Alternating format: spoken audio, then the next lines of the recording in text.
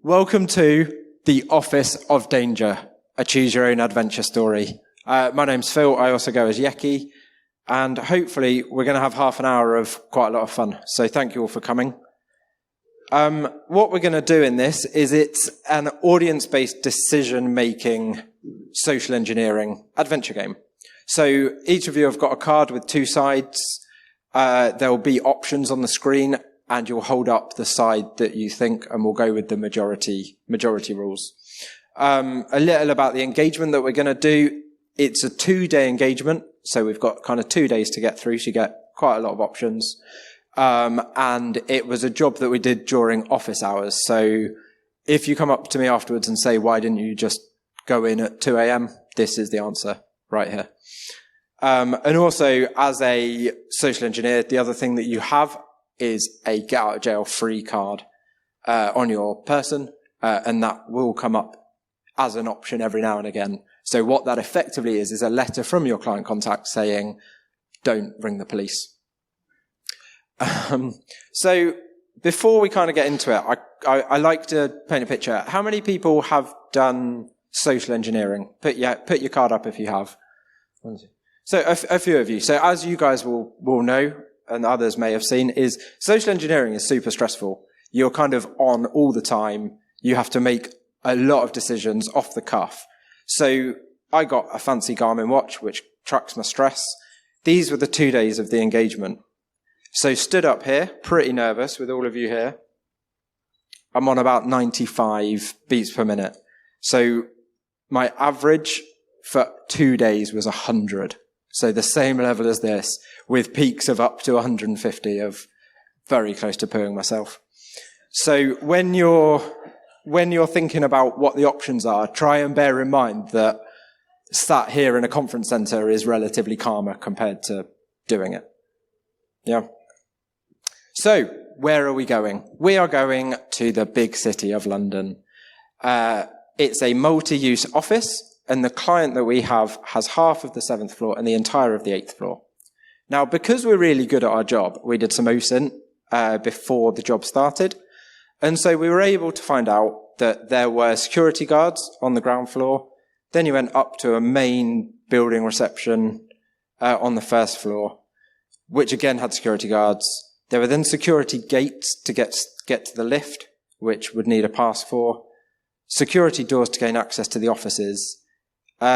In the shared building, one of the other uses was a WeWork kind of Regia-style shared office on the 4th floor.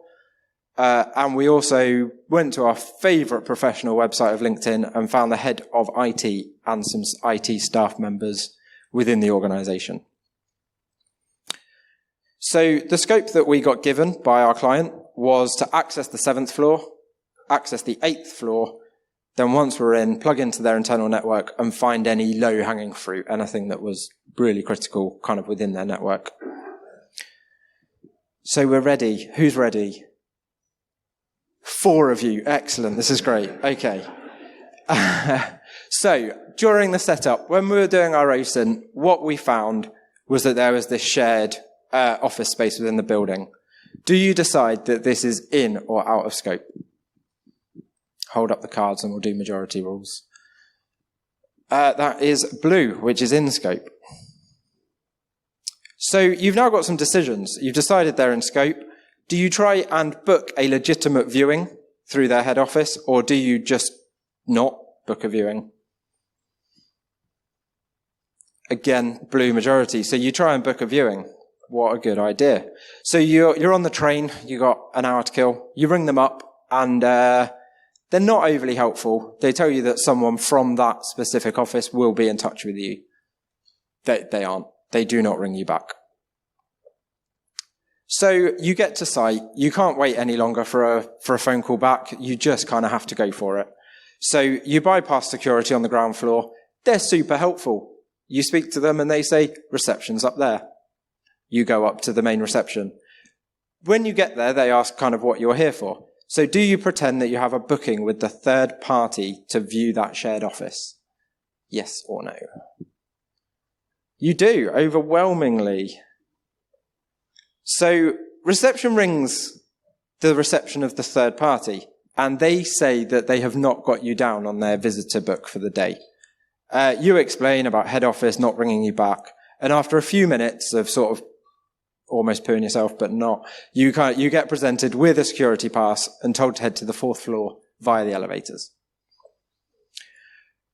Great news. Your pass works. The speed gates, you've tapped, you're through. You're now at the elevators. Where do you go? Do you go to the third party, or do you go up to your client's floor? Okay, I think we are going up to the client's floor. So the client has got 2 floors, as we found out in our scope. Do you go to the 7th or the 8th floor? Sorry? 7th floor, they own half the 7th and the full of the 8th. Does that change anyone's mind? Ooh, this is quite tight, this one. I think we're going to the 7th floor. So you exit the elevator and you are buzzed through by the client's receptionist. You didn't know there was a receptionist. You look around thinking of a way that you could maybe try and avoid this interaction, but you can't. They've buzzed you through a door. It's literally right in front of you. So you walk as slowly as possible, sort of really meandering to try and think what you're going to do. So you decide to pretend to be a new starter during COVID. And you say you've worked from home, you've been here 3 months or however long, and it's your first time heading in. What name do you provide to the receptionist? Do you provide a fake name of an existing employee that you researched earlier, or do you provide your real name?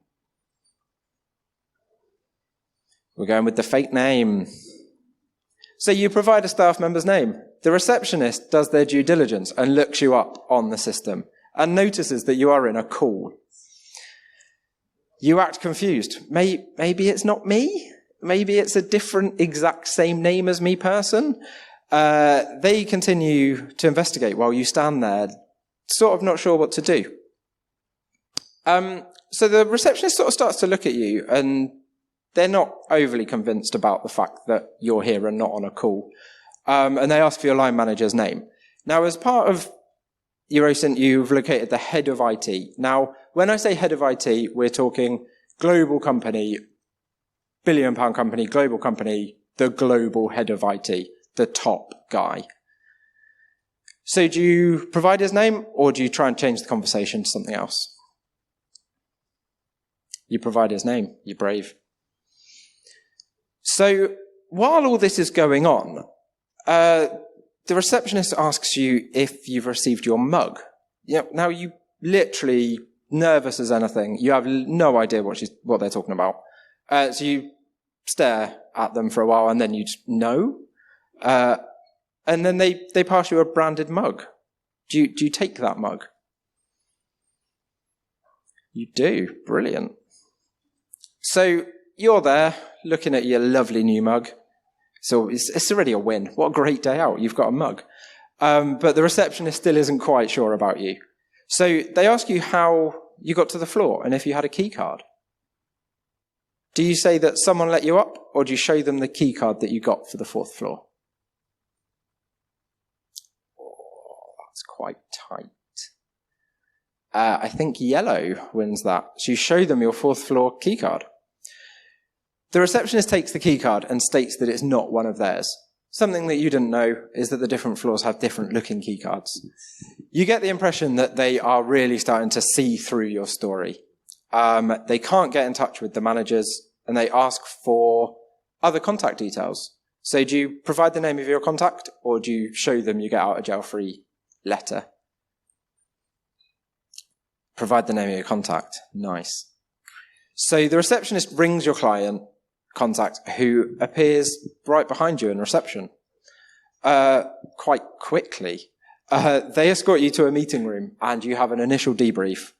They're pretty impressed you're here, because you shouldn't have been able to get here, but they're not overly impressed because you're not there in the office. But that's fine. So you make a plan. Do you either say, this is how far we've got, and call it a day and we'll try again on day 2? Or do you ask to be taken past reception so that you get over that little hurdle and can carry on? Yellow. We're being taken past reception. So your contact agrees, happy with that, get more out of the money that they paid for you for the day. You walk past reception into the office area. Do you ask to be left on the 7th or the 8th floor? The scope says you have to do both. So that is yellow. So up to the 8th floor. The client decides that it's unfair to give you full access to the 8th floor. So they walk you through and they leave you on the stairs between the 7th and the 8th floor. Both of the doors to get back into the offices are access controlled. And your pass does not work. But luckily for you, the toilets are on the unsecured side of the door. And after about 5 minutes, someone goes through the door. You grab it after they've nipped into the loo. And you let yourself in. You're on the 8th floor. So you sort of have a quick look around and you see a spare desk and you sit down without being challenged. A lot of this, I think, is due to your mug, really. After about an hour, people start leaving for the day. Do you stay and scan the network or do you go with them? You stay. You are all really hard workers. This is great. So you stay in the office and you scan the network for a few hours. Once you've kind of found your stuff, you're happy, you're done for the day, you head back to the lifts and you go down to reception. What you didn't notice is it's different lifts. And there is a security gate to let you past these lifts. In all the confusion, your pass that you had no longer works. So you can't get past. What do? Do you wait for help or do you show off your athletic ability and jump the gate? Oh, it's about half and half. Oh no. Oh shit. Oh, super shit. Right. Sorry. Oh my God. Here's a mug. We can go back to this point. There's quite a lot because it's trees, so it's not just going back a slide, sadly. Right, we took a mug. We showed them the card. We provided the name of the contact. We got taken there. We went to the 8th floor. We stayed. Right, here we were. Sorry, can we do that again? Because I didn't actually... So I think that's blue. So I think we wait for help. So after about 15 minutes of standing there, thinking, do I live here now? The elevator opens. You explain your situation to a lady who's been working late and show them the card, and you show that it's not working. They're very sympathetic. In reality, they just want to go home. So they let you through the gate. You get through, and you notice there's a very handy drop box for your card. So you just drop your no longer card in the box, and you leg it. You leg it out of the building over the road to the pub. Because you are done for the day, and you've done really well. So, that was amazing. You got in, you used the third party, you found weaknesses, you managed to scan the network, you've had a great day. It's not dissimilar to what happened on my day when I did this. So, we'll just quickly go through, because some of this might then be useful for day 2. So what I did was I decided that the third party was in scope. I rang them up on the train and they did not ring back, which threw me slightly. At main reception, I pretended that I had an appointment and managed to get that pass. Unlike you, I decided to take that tour and see what I could learn about the building, about the security, if there were other ways in or anything else. I did a 25-minute tour of this shared office that I did not want to hire. In that time, I sort of asked about secure parking, cycle parking, anything else that might have been useful. And then I asked if I could go to the stairs so that they'd let me out at the stairs rather than going back to the lifts, but that was not allowed. So I then went back to the lifts, went up to the 7th floor, spoke to reception, and I provided my real name for reasons that are dubious to this day. And I really don't know why I did it, but that was the 150 beats per minute heart rate was talking to that receptionist. So that was sheer panic. I then provided the name of the head of IT and thinking he's the global head of IT. This receptionist in London will never ring him. He is far too important. But they did. He was on holiday. I couldn't believe my luck, so he didn't answer. It was ridiculous. During all of that, this happened, which is still my most exciting thing, is I got a mug. Which was great. Really enjoyed that. And yeah, I ended up having a call, getting them to call the client. When I said the client turned up very quickly, he was sat in reception watching the entire thing. Yeah, that was not ideal. But we had a meeting and it was fine. He was relatively impressed. I was pretty smug. And then we decided to carry on for the day, and he did genuinely leave me on the stairs, citing it wouldn't be fair to give me access to both floors. So managed to tailgate to the 8th floor, did some scans, and I did actually get stuck between the elevator and the exit at the end of the day, when I thought, right, we're done, nothing else can go wrong. Chill out in the elevator from the 8th floor. Never mind. But a very, very nice person did help me out, which was very good. So, who wants to carry on? Day 2. So, because there's this shared office building, you have persistent access past main reception. If you're a threat actor, you will just hire an office for a month, for 2 months, however long you need, and you will get access. So we decided that there's no point trying to bypass reception again, because we can do that. My client wasn't very well. The only person in the building who knew that you'd be there was at home, working from home. You explain the situation to main reception.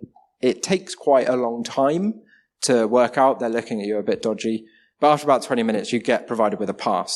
Where do you head? To the stairs or the elevator? I think that's blue. We're going towards the stairs. As you head to the stairs, the receptionist informs you that you need to be escorted by a security guard. A security guard comes over to escort you up, saying that they will take you to the client's reception on the 7th floor. Do you continue to the stairs or head to the elevators alone? I think that is yellow. So we head to the elevators. So your pass that they gave you works again. So you're in. Where do you go? Floor 7 or floor 8? Okay, floor 8. You all remembered that you got caught on floor 7 yesterday, so it would make no sense. Brilliant. So you wait there. What is brilliant about this bank of lifts is there's a panel when you walk in, then 6 lifts, and above each of them it tells you which floor it's going to. So you wait until one of them says 8, and then you follow the person in. To the lift you go up, and you let them exit first. As you exit the lift, they're struggling to find their pass to get through the access controlled door. So you're both stood outside the lift, between the lift and a door. Do you get back in the lift, or do you wait? Yellow, you wait. So you join in. You take your backpack off, and you pretend to look through it to find your non-existent pass. Eventually, the staff member finds their pass and opens the door.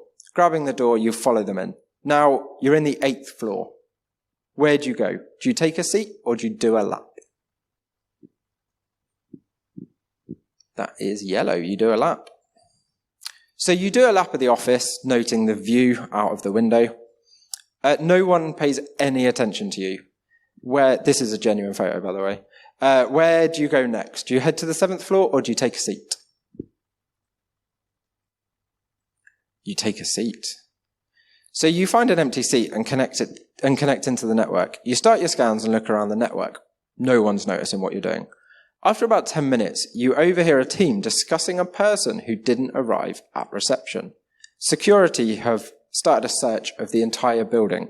You realize quite quickly they're looking for you. Do you stay where you are, or do you find a meeting room to hide in? That is blue, I think. You stay where you are. So you stay where you are, your scans are finished, and after some more enumeration, you decide that you've done all you can on the 8th floor. Do you do a debrief to the client, or do you head to the 7th floor? 7th floor. You know there's more targets. Brilliant. So you exit the 8th floor, and onto the stairs, you head downwards. There are 2 access-controlled doors to access this floor, as another company owns half of the floor. So after about 15 minutes, no one has gone in or out of the first door on the 7th floor. It's quite hard to say. Do you head back to the 8th floor, or do you wait? You wait. After another 10 minutes, someone finally enters the 7th floor. You manage to grab the door and tailgate them in. As you follow them in, they slow down to look back at you and give you that look. Do you continue to follow them or go to the other office door? Yellow, you go to the other office door. You turn and head towards the other door. The person lets themselves into the client's office, but you can't catch the door before it closes. You wait for about 5 minutes until a member of building staff comes through and heads towards the client's door. You be helpful, you manage to grab the door and you let yourself in. There are multiple empty offices and you sit in one for the rest of the day, finishing all your tests. No one notices that you're there. You're done. You've got to the 7th floor, you've got to the 8th floor, you've scanned your networks. You've done brilliantly. You ring the client and you provide a debrief of your findings. The client asks you to debrief both the client reception and main building reception. And you do that, and it's all great. You're done. What do? You go over the road to the same pub.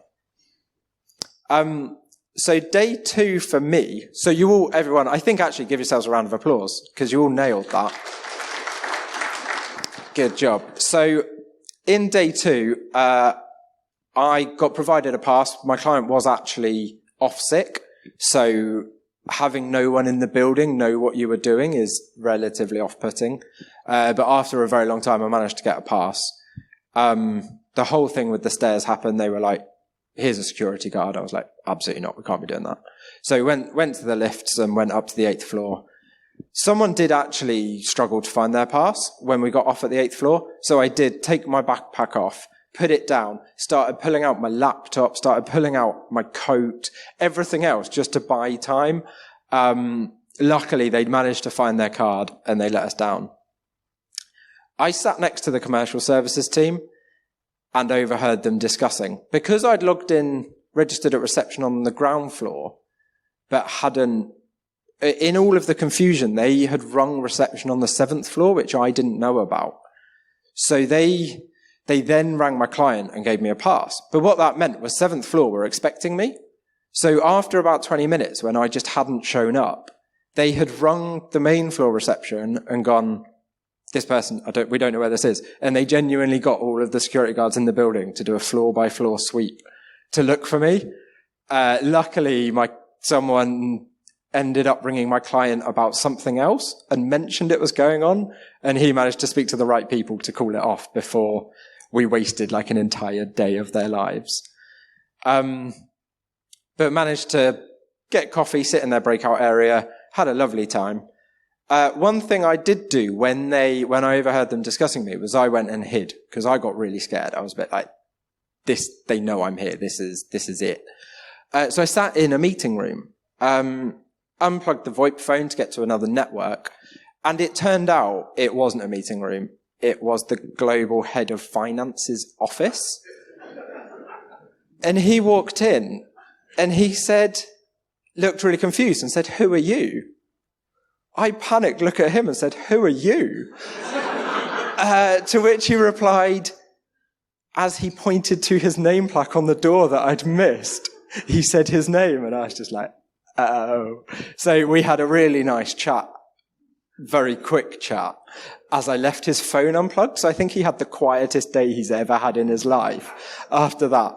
But he told me there are loads of empty meeting rooms on the 7th floor, so to go down there would be a great idea. Like, thanks. The problem with the 7th floor was the fact there were these 2 doors, and where on the 8th floor the toilets were on the unsecured side of the singular door. On the 7th, they were on the unsecured side of the first singular door, not the second, which led to the stairs. So I had to wait for someone to come out to go to the stairs for reasons of just traversing floors or taking a phone call, which took forever. And when it happened, the guy turned, looked at me, and I was like, if I don't go the other way, he is going to catch me. So I was then stood in this vestibule area for about 10 minutes with access control door, or the door back to the stairs where I'd just spent 20 minutes trying to hide from CCTV. That was not a good position to be in. But luckily a catering lady came along after not too long. And I was like, oh, I'll get the door for you. Held the door, and they then kind of let me in.